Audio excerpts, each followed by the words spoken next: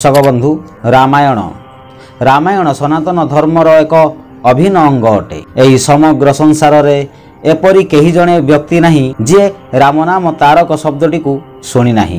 किंतु कौन आपण माने जानती कि राम और पुरुषोत्तम श्रीरामचंद्र मध्य रे कौन पार्थक्य रही? माने राम एवं श्रीराम कौन एक ना भिन्न? तेणु भिडियोटी को शेष पर्यंत देखंतु, मझे स्किप करंतु नाही। जदि आमर अन्य भिडियो गुड़ी को देखि नाहंती तेबे सेही सबु भिडियो गुड़ी को देखि नियंतु। आउ एहीपरि पौराणिक गुप्त ज्ञान रहस्य जानिबा पई आम सहित जोड़ी होई रुहंतु। जदि एबे पर्यंत चैनलटी को सब्सक्राइब करि नाहंती तेबे एबे ही सब्सक्राइब करि दियंतु। आउ बेल ऑल आइकन बटन टी को दबाई दियंतु। प्रिय दर्शक बंधु, जदि आपण राम भक्त अटंती तेबे आपणक पई यह अत्यंत सुख खबर। आजिर एही वीडियो रे आपणको ईश्वर प्राप्तिर सुखद अनुभव हेबो। आउ जदि आपण राम भक्त नुहंती तेबे एही वीडियोटी को अवश्य देखंतु, देखिबे आपण भी राम भक्त होई जिवे। दर्शक बंधु, आजिर प्रश्न जे राम आउ श्रीराम एही दुईटी नाम मध्य रे अंतर कोन रहिछि, आसंतु विस्तार भाव जानिबा। श्रीरामଙ୍କ जन्म अयोध्या नगरी रे राजा दशरथଙ୍କ गृहरे होइथिला। आउ राम जहाँकर केबे जन्म होई नाही। दशरथ नंदन श्रीराम को तृतीय जुगर अवतार माना जाउछि। राम जुग जुग धरी पूर्वरु रहिछंती, आउ जुग अंत पर्यंत मध्य रहिथिबे।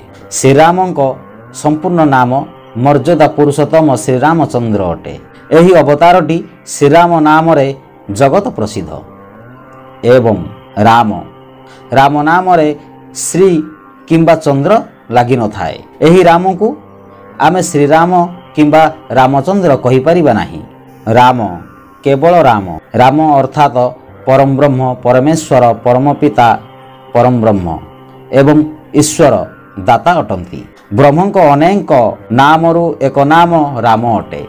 संसार रे जेबे राम नामटी प्रकट हैला एक मंत्र रूप रे प्रकट होइथिला। तेणु राम नामटी ईश्वरंकर नाम सहित एक महामंत्र अटे। एही निराकार राम नामटी को नहीं परमात्मा साकार रूप रे श्रीराम नाम धारण करी त्रेतया जुगरे दशरथ गृहरे जन्म ग्रहण करिथिले। आउ जे कोनोसी आत्मा शरीर धारण करे से प्रकृतिर नियम रे बंधा होई थाए एवं ताहार निर्दिष्ट समय काल निर्धारित होई थाए। किंतु निराकार राम अकाल पुरुष अटंती। से सबु नियम बंधन ठारू ऊर्ध्वरे, अर्थात राम काल रहित अटंती। एही कर्मभूमि रे जे कोनोसी आत्मा शरीर धारण करे तो ताहारी साथी रे कर्म रूप रे सुख दुख रही थाए। कारण यह प्रकृतिर नियम। जेपरि दिन राति खरा छाई सेहीपरि सुख दुख एवं जन्म मृत्यु भी लगी रही थाए। अनेक सुरवीर तपस्वी मुनि ऋषि मानक रूप रे दिव्यात्मा माने धरणी रे जन्म नहीं प्रकृतिर नियम को पालन करी फेरिछंती। जेपरिकी श्रीराम परमात्मा को अवतार होई मध्य दुख कष्ट आदि समस्त पीड़ा भोग करिछंती। कारण ए संसारर अन्य नाम हेउछि दुख। एठी सुख ठारू दुख अधिक। एही विश्व रे प्रत्येक प्राणीर जीवन रे दुख लागि रहिछि। दुखर कारण किछि भी होई पारे, किंतु दुख रहिछि। तेबे कोन एही दुखर निवारण हेतु किछि उपाय रहिछि कि?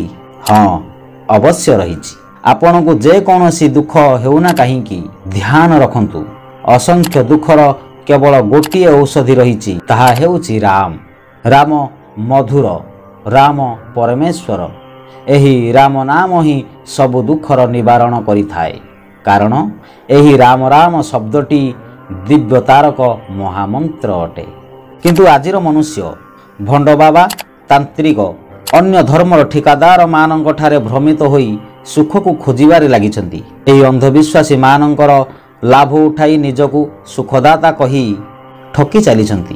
रंग बेरंगर पत्थर एवं जे कोनोसी धातुर मुदी आदि एपरिकी अनेक मिथ्या कथा कही आमको ठकी थांती।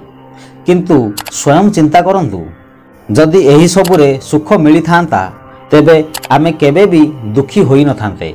कारण आम घर एपरी अनेक रंग बेरंग पत्थर रे सजित होई रही थाए एवं ଆମର ମା ଭଉଣୀମାନେ ଅନେକ ଧାତୁର ମୁଦ୍ରିକା ଆଦି ଅଳଙ୍କାର ଧାରଣ କରିଥାନ୍ତି। ତେବେ ଆମକୁ ଦୁଃଖ ହେଉଛି କାହିଁକି? ସନ୍ତୋଷ ମିଳୁନି କାହିଁକି? ଏହି ମୂଢ଼ମତି ମନୁଷ୍ୟ ବୁଝିପାରେ ନାହିଁ କି ଏସବୁ ସମ୍ପୂର୍ଣ୍ଣ ମିଥ୍ୟା, ଏହା ଏକ ଭ୍ରମ।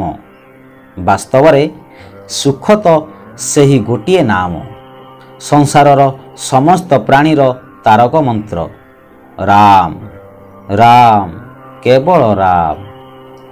ଯଦି କେବେ କୌଣସି କାରଣରୁ ଦୁଃଖୀ ହୁଅନ୍ତି, ତେବେ ଏହି ରାମ ରାମ ମନ୍ତ୍ରଟିକୁ ଜପ କରି ଦେଖନ୍ତୁ, ଏହାର ଫଳାଫଳ ସ୍ୱୟଂ ଜାଣିପାରିବେ।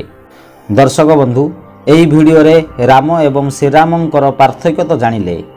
ଆଗାମୀ ଭିଡ଼ିଓରେ ରାମ ଓ ଶ୍ରୀରାମଙ୍କୁ ନେଇ ଆଉ କିଛି ରହସ୍ୟ ଜାଣିବା। ଯଦି ଆପଣଙ୍କୁ ଭିଡ଼ିଓଟି ଭଲ ଲାଗିଛି, ଭିଡ଼ିଓଟିକୁ ଲାଇକ୍ କରି ସେୟାର କରନ୍ତୁ ଏବଂ ସବସ୍କ୍ରାଇବ୍ କରି କମେଣ୍ଟ ବକ୍ସରେ ଜୟ ଶ୍ରୀରାମ ଲେଖିଦିଅନ୍ତୁ। ଜୟ ଶ୍ରୀରାମ।